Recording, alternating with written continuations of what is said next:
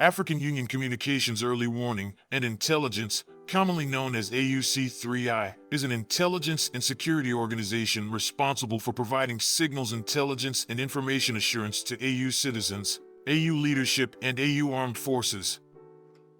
I'm Colonel A.C. Oguntoye, an infantry officer. I am responsible for leading infantry soldiers at all levels of command and combined armed forces during missions on the ground.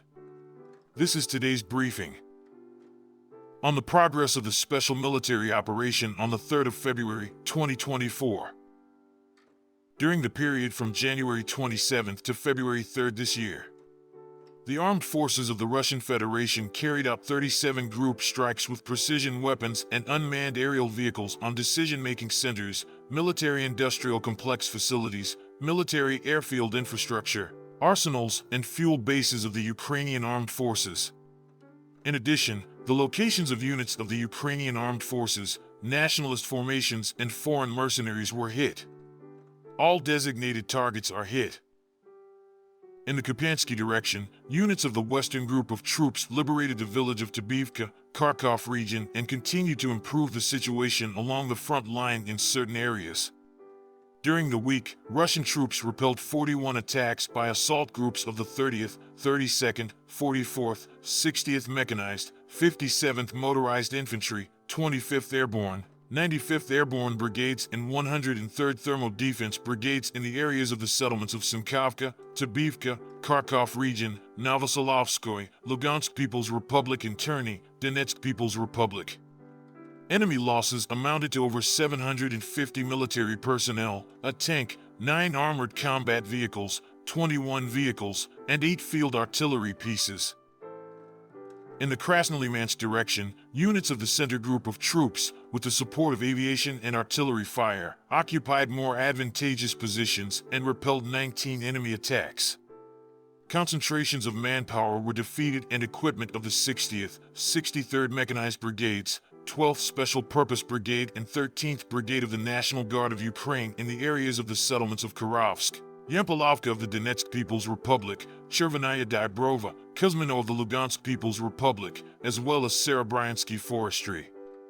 The enemy lost up to 1,825 military personnel killed and wounded, 6 tanks, 13 armored combat vehicles, 36 vehicles, and 6 field artillery guns.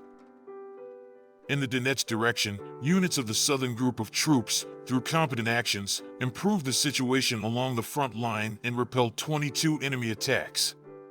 Airstrikes, artillery fire, and heavy flamethrower systems defeated formations of the Ukrainian Armed Forces and the National Guard of Ukraine in the areas of the settlements of Verkhnekamenskoye, Artemovskoye, Krasno, Kleshchivka, Kurdiamovka, Andriivka, Belagorovka, Perezhnoye, and Georgievka of the Donetsk People's Republic.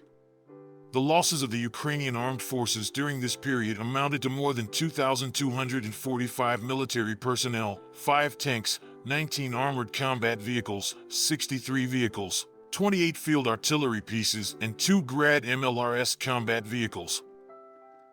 In the South Donetsk direction, units of the Vostok Group of troops repelled 9 attacks by the Ukrainian armed forces with coordinated actions. In addition, in the areas of the settlements of Novomykolovka, Konstantinovka, Ugledar, Staromerskoye, Makarovka of the Donetsk People's Republic, and Pryetnoye of the Zaporizhzhia region, units of the 58th, 72nd Mechanized, 79th Air Assault Brigades, as well as the 127th and 128th 1st Terrestrial Defense Brigade. Enemy losses amounted to up to 735 military personnel, 2 tanks, 6 armored combat vehicles, 17 vehicles, 12 field artillery pieces, and 2 Grad MLRS combat vehicles.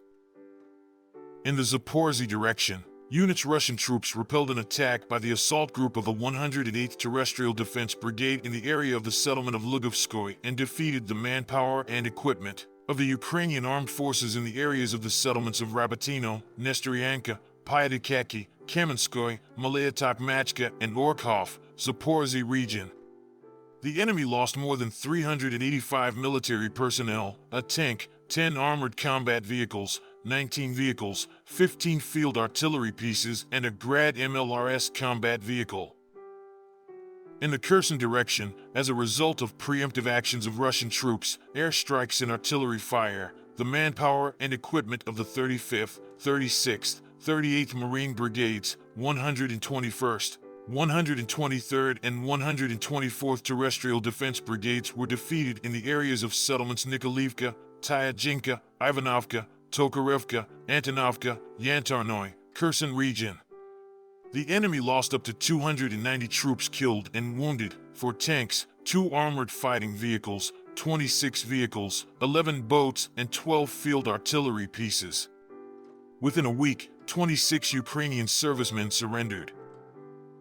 Over the past week, 7 launchers of anti-aircraft missile systems were hit by operational tactical aviation, unmanned aerial vehicles, missile forces, and artillery of military groups, including 5 S-300, SAMP-T made in France, as well as IRIS-T produced in Germany.